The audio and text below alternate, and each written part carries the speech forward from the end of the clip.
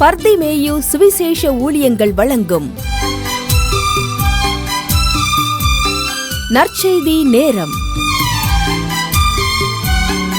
தேவ செய்தி pastor R. Augustine. இந்த நாளில் உங்களோடு நான் பல கடமைகளை பேசி வருகிறேன். தாயினுடைய கடமை என்ன, தகப்பனுடைய கடமை என்ன, புருஷனுடைய கடமை என்ன, எல்லார் மேலும் விழுந்த கடமை என்ன. இன்னொரு கடமை இருக்கு. உங்க வேதத்தை எடுங்க. 1 கொரிந்தியர் 9ஆம் அதிகாரம் 16வது வசனத்துக்கு. 1 கொரிந்தியர் 9ஆம் அதிகாரம் 16வது வசனத்துக்கு எல்லாரும் தேடி எடுப்பீங்களா? நீங்களும் நானும் சேர்ந்து எல்லாரும் பாட போறோம். அல்லேலூயா, உமக்கு மகிமை தருகிறோம், உன்னில் தான் மகிழ்ச்சி அடைகிறோம். உமக்கு மகிமை தருகிறோம், உன்னில் தான் மகிழ்ச்சி அடைகிறோம். அல்லேலூயா, அல்லேலூயா, அல்லேலூயா, அல்லேலூயா. உமக்கு மகிமை தருகிறோம், உன்னில் தான் மகிழ்ச்சி அடைகிறோம்.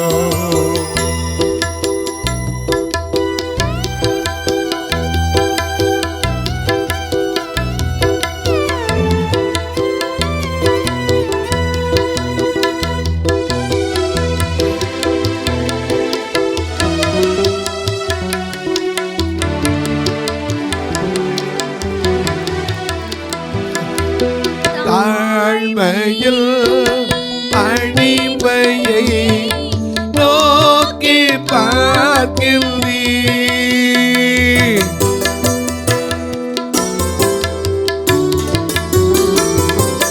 தாழ்மையில் அடிமையை நோக்கி பார்க்கின்றீர். உயர்த்தி மகிழ்கிறோம், ஒரு கோடி சொத்திரமே. உயர்த்தி மகிழ்கிறோம், ஒரு கோடி சொத்திரமே.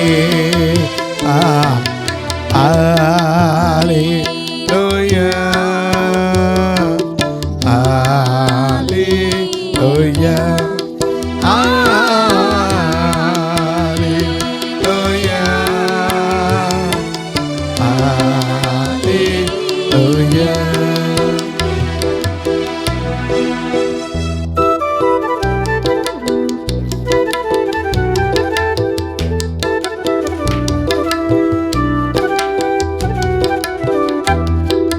கண்மலையில் வெடிப்பில் வைத்து கரத்தால் மூடுகிறீர்.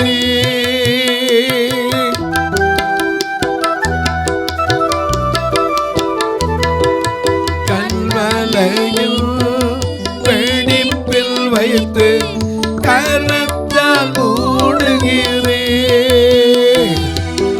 என்ன சொல்லி பாடுவீர் இதய வேதனை? என்ன சொல்லி பாடுவீர் இதய வேதனை? அல்லேலூயா, அல்லேலூயா, அல்லேலூயா, அல்லேலூயா.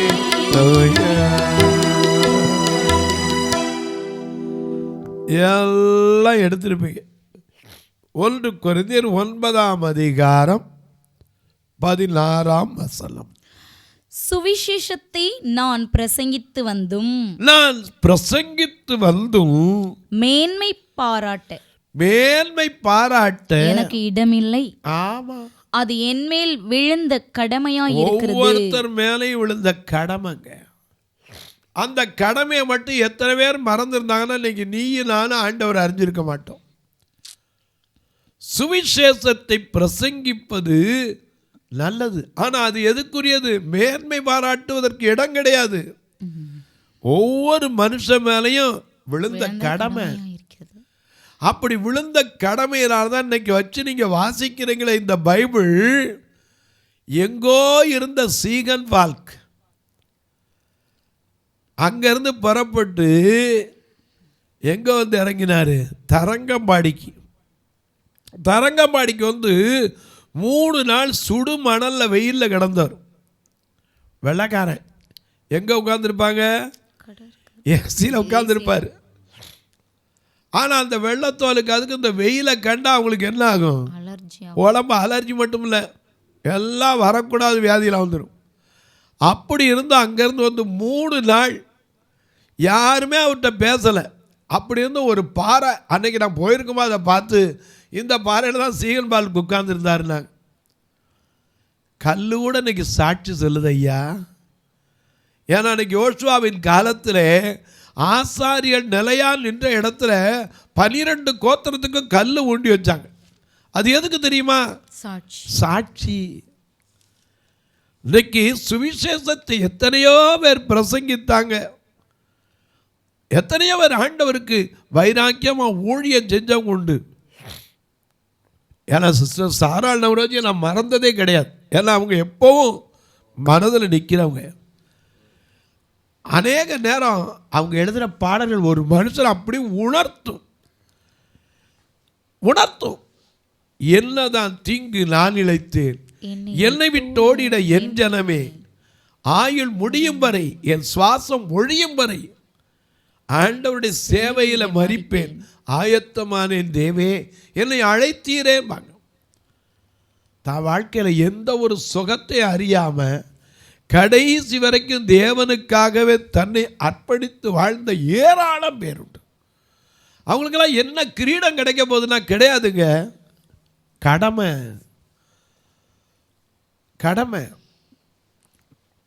எத்தனை பேர் உங்களுக்கு சொல்லலாம். திருப்பத்தூர் போனீங்கன்னா ஸ்வீடன் நாட்டிலேருந்து வந்த சஞ்சா பேட்சன் மேனேஜர், போன வாரத்துக்கு அது முந்தின வாரம் தான் அவருடைய பிறந்த நாளை போய் நினைவு கூர்ந்துட்டு வந்தாங்க.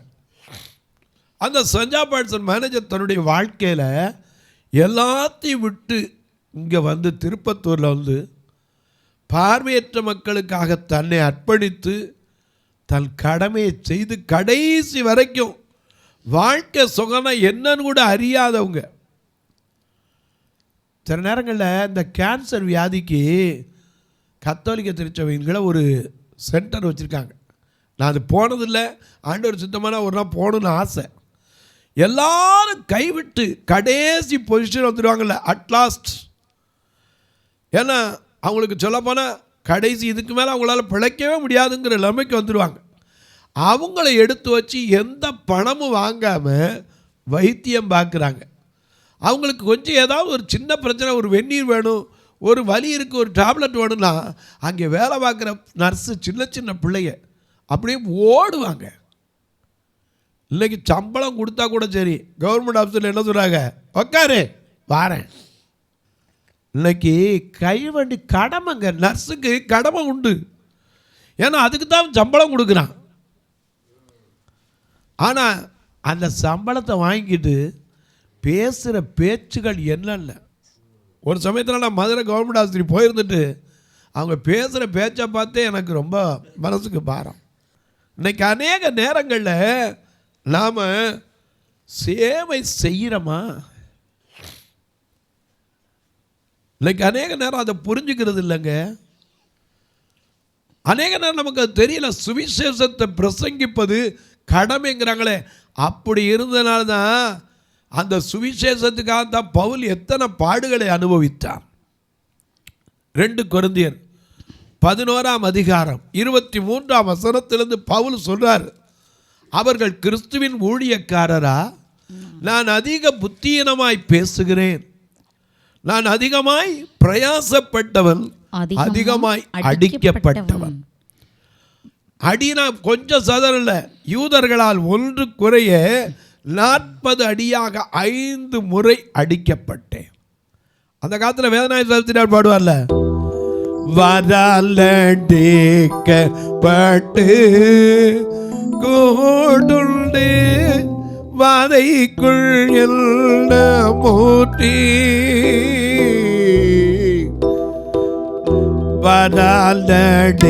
வரலடிக்கப்பட்டு கூடுண்டு வாதைக்குள் எல்ல மூட்டி,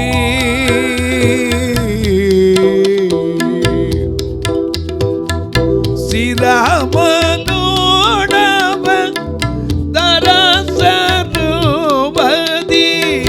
கரபரமகு மரபுலோலமே பவிலால் எல்ல செய்வே கோவே திவல்லீர் வீட்டதற்க பாதை உமகதினா உண்டாயித்தே பதகி பவதினா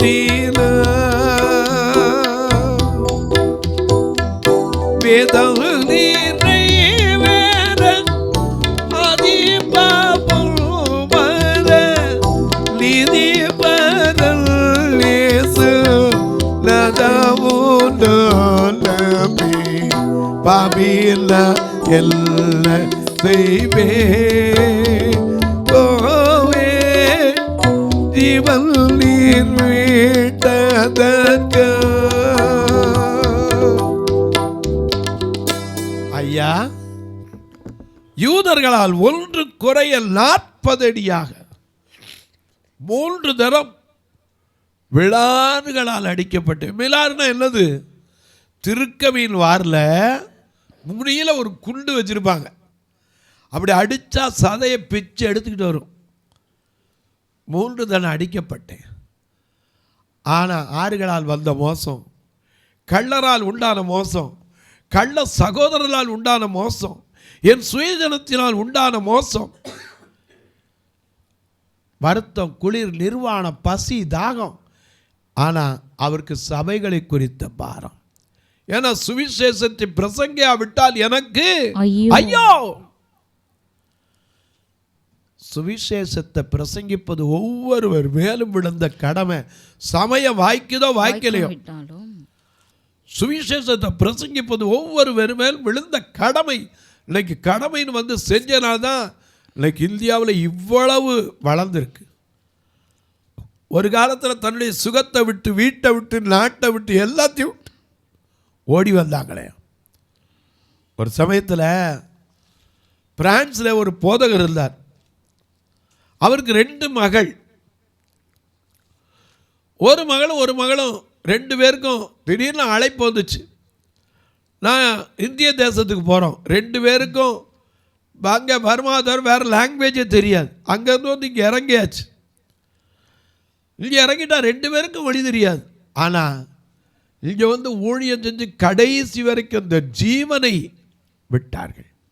எதில் தெரியுமா? ஒரு மலைப்பகுதியில் அகஸ்டின் ஜெயக்குமார் அதை குறித்து அடிக்கடி சொல்லியிருந்தார். மலைப்பகுதியில் போயிருக்கும்போது அந்த சகோதரி, ஒரு சின்ன இடம், அது ஒரே ஒரு சுனை தான், அங்கே தங்குறது தான், குடிக்கிறது தான், குளிக்கிறது தான். இந்த இடத்துல எனக்கு கர்த்தர் தரிசனம் கொடுக்குறாருன்னா வக்கலில் படுத்திருக்கும் போது.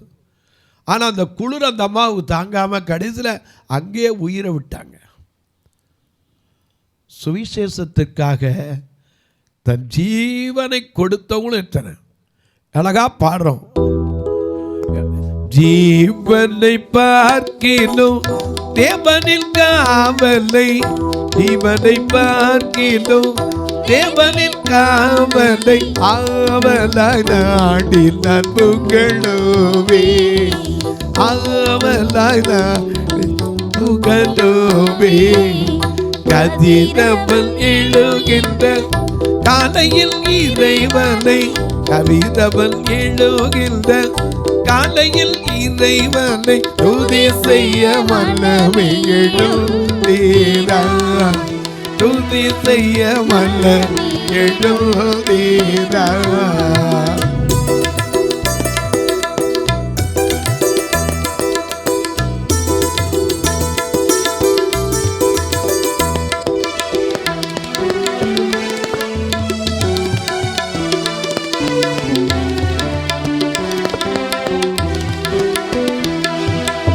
வறண்ட தண்ணீரற்ற வனம் என்ற பூமி தன்னில் வறண்ட தண்ணீரற்ற வனம் என்ற பூமி தன்னில் இரண்ட தேவ தையை நாடுவே இரண்ட தேவ தையை நாடுவே கதிரவன் எழுகின்ற காலையில் இறைவனை துதி செய்ய மன்னமே எழுந்தீரா துதி செய்ய மன்னமே எழுந்தீரா.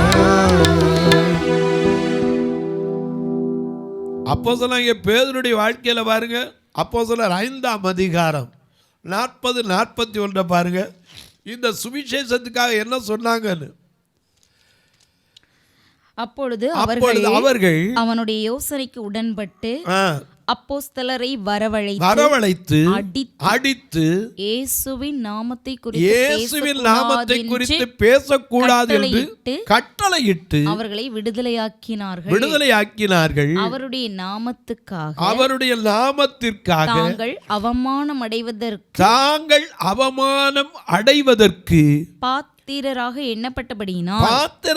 எண்ணப்பட்டபடியினாலே சந்தோஷமாய் ஆலோசனை சங்கத்தை விட்டு புறப்பட்டு போய் தினம்தோறும் தேவாலயத்திலே வீடுகளிலேயும் இடைவிடாமல் உபதேசம் பண்ணி இயேசுவே கிறிஸ்து என்று பிரசங்கித்தார்கள். சுவிசேஷத்துக்காக அடி வாங்கிறது அவமானப்படுறதுக்கும். ஐயா, இன்னைக்கு சில இடங்களில் போயிருந்தீங்கன்னா ஒரு இடத்துல தான் ஒரு காரியத்தை ஒருத்தர் சொல்லியிருந்தார் சாட்சியா. ஒரு பித்தளை பலகையில் சுவிசேஷத்திற்காக எரிக்கப்பட்டவன்னு எழுதிருச்சான். இதை வாசினா 4 பிஷப்பு இந்த வேத வசனத்தை சொன்னதுக்காக ஒருத்தருக்கு நேரம் இப்படி ஒருத்தர் இப்படி ஒரே கம்பத்தில் கட்டி எரிச்சாங்க. இந்த சுவிசேஷத்திற்காக தன்னையே கொடுத்தவர்கள் எத்தனை. இன்னைக்கு சுவிசேஷம் அறிவிக்கன்னா என்ன கிடைக்கல. அப்படி நடத்திருந்தா இந்த 33 வருஷம் நான் நின்றுக்க முடியாது. எத்தனையோ கூட்டத்துக்கு போயிருப்பேன், சுவிசேஷம் அறிவிக்கிறது போயிருப்பேன். கடைசியில் போன செலவு கூட இருந்திருக்காது. ஆனால் கர்த்தர் கைவிடலை. ஏன்னா சுவிசேஷத்தை பிரசங்கிப்பது ஒவ்வொருவர் மேலும் விழுந்த கடமை. ஆகையினால நம்ம என்ன செய்யணுமா? கலாத்தியர் 5ஆம் அதிகாரம் 13ஆம் வசனத்தை வாசிக்க கேட்போம். கலாத்தியர் 5ஆம் அதிகாரம் 13ஆம் வசனத்தை சகோதரரே நீங்கள் சுயாதீனத்திற்காக அழைக்கப்பட்டீர்கள். ஐயா, நாம ஒருவேளை இன்னைக்கு குடும்பமா வாழ்றதுக்கு எப்படினாலும் குடும்பம் வாழ்றதுக்கு அழைக்கப்பட்டிருந்தாலும் இந்த சுயாதீனத்தை நீங்கள் மாம்சத்திற்கேதுமாக அனுசரியாமல் அன்பினாலே ஒருவருக்கொருவர் ஊழியம் செய்யுங்கள். இன்னைக்கு ஊழியம் செஞ்சுட்டு நான் செஞ்சேன் சொல்ல வேண்டிய அவசியமே கிடையாது. ஏதோ என் கடமை கர்த்தர் செய்யச்சுன்னா அந்த கடமையை செஞ்சுட்டு போகிறேன். இன்னைக்கு ஒரு வேலை இடத்துல வேலை பார்க்குறோம். ஒரு எஜமானுக்கு அவர் இதை செஞ்சு முடினா அதை செஞ்சு முடிக்கணும். அவர் சொல்லியிருக்கார், நீங்கள் புறப்பட்டு போய் மத்தேயு 28ஆம் அதிகாரம் 18-19 வசனத்தை வாசிக்க கேட்போம். அப்பொழுது இயேசு சமீபத்தில் பக்கத்துல வந்து அவர்களை நோக்கி அந்த சீஷர்களை நோக்கி வானத்திலும் பூமியிலும் சகல அதிகாரங்களும் எனக்கு கொடுக்கப்பட்டிருக்கிறது. ஆகையால் நீங்கள் புறப்பட்டு போய் சகல ஜாதிகளையும் சீஷராக்கி பிதா குமாரன் பரிசுத்த ஆவியின் நாமத்தினாலே அவர்களுக்கு ஞானஸ்நானம் கொடுங்கள். நான் உங்களுக்கு கட்டளையிட்ட யாவையும் கைக்கொள்ளும்படி அவர்களுக்கு உபதேசம் பண்ணுங்கள். இதோ உலகத்தின் முடிவு பரியந்தம் சகல நாட்களிலும் நான் உங்களோடு கூட இருக்கிறேன். அல்லேலூயா.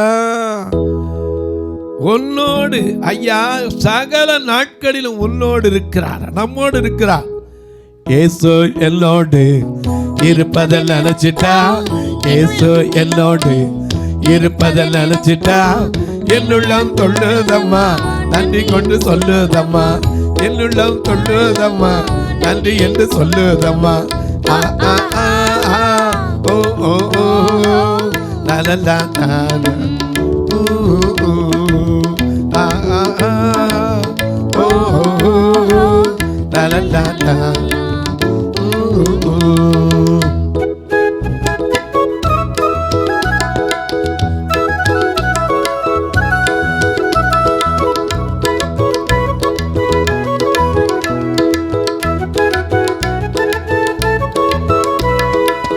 கவலை கஷ்டம் எல்லாம் கம்ப்ளீட்டா மறையுதம்மா, கவலை கஷ்டம் எல்லாம் கம்ப்ளீட்டா மறையுதம்மா. பாடுகிறதம்மா பரலோகம் தெரியுதம்மா, பாடுகள் நீங்குதம்மா பரலோகம் தெரியுதம்மா. அகிலம் ஆளு தெய்வம் என் அன்பு இதய தெய்வம், அகிலம் ஆளு தெய்வம் என் அன்பு இதய தெய்வம். இயேசு என்னோடு இருப்பதை நினைச்சிட்டா, என்னுள்ளம் தொழுதம்மா நன்றி என்று சொல்லுதம்மா, என்னுள்ளம் தொழுதம்மா நன்றி என்று சொல்லுதம்மா.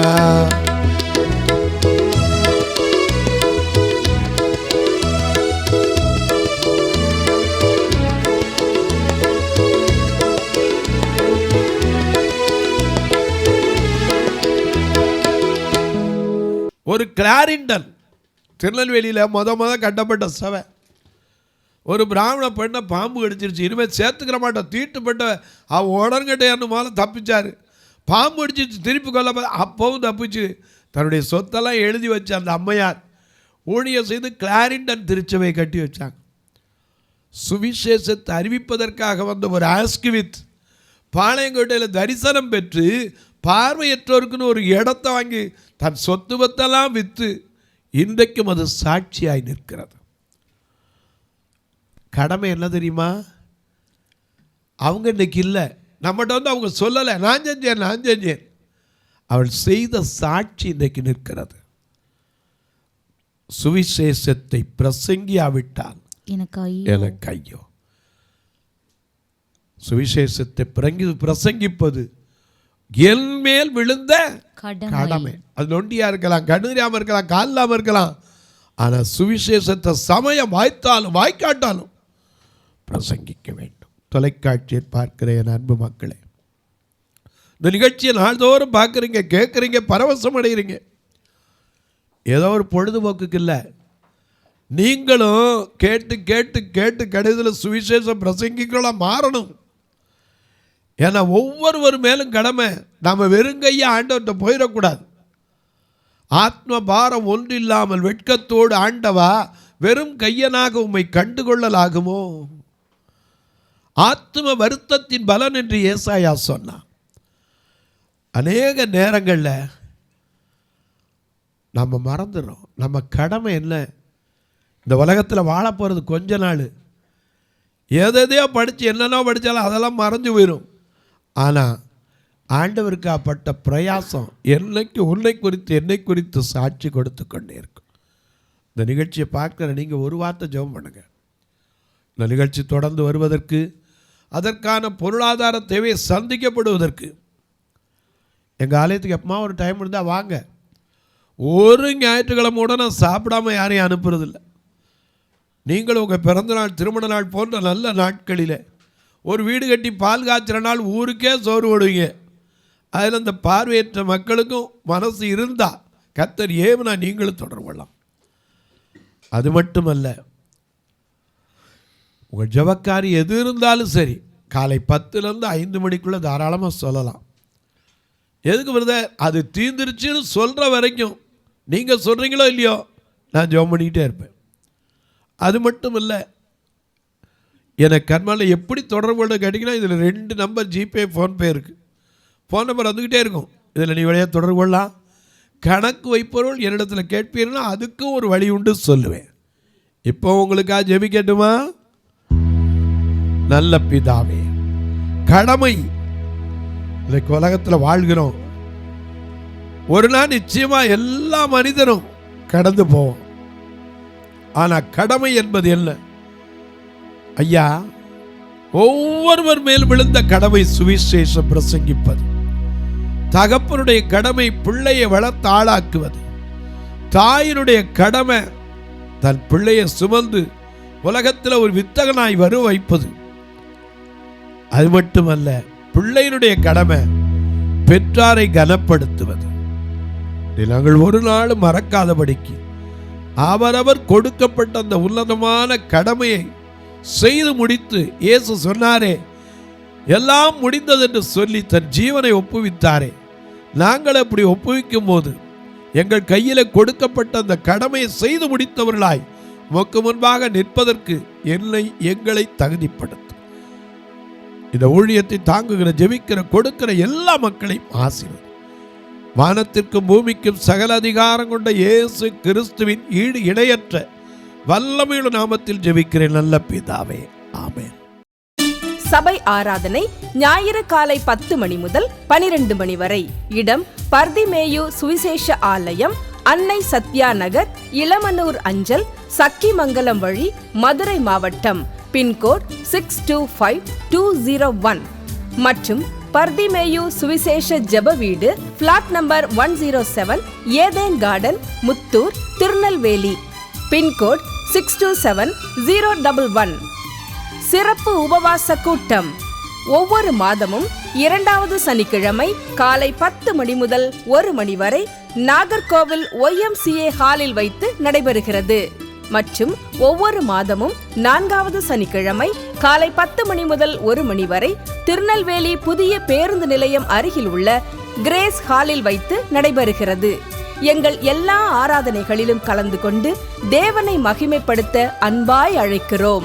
உங்கள் உதாரத்துவமான காணிக்கைகளினால் இவ்வூழியத்தை தாங்க விரும்பினால் R. Augustine, account number 5021364331, IFSC code IDIB 000B066, Indian bank, BP Kulam, Madurai. GPay number 98421819117, BGM ministries மற்றும் 9442559772, பிளைண்ட் மினிஸ்ட்ரீஸ் அகஸ்டின். உங்கள் தொடர்புக்கு பாஸ்டர் R. அகஸ்டின், பர்திமேயு சுவிசேஷ ஊழியங்கள், நாகமலை, புதுக்கோட்டை, மதுரை 625019. தொலைபேசி எண்கள் 9842181917 மற்றும் 9442559772. கர்த்தர் தாமே உங்களை ஆசீர்வதிப்பாராக.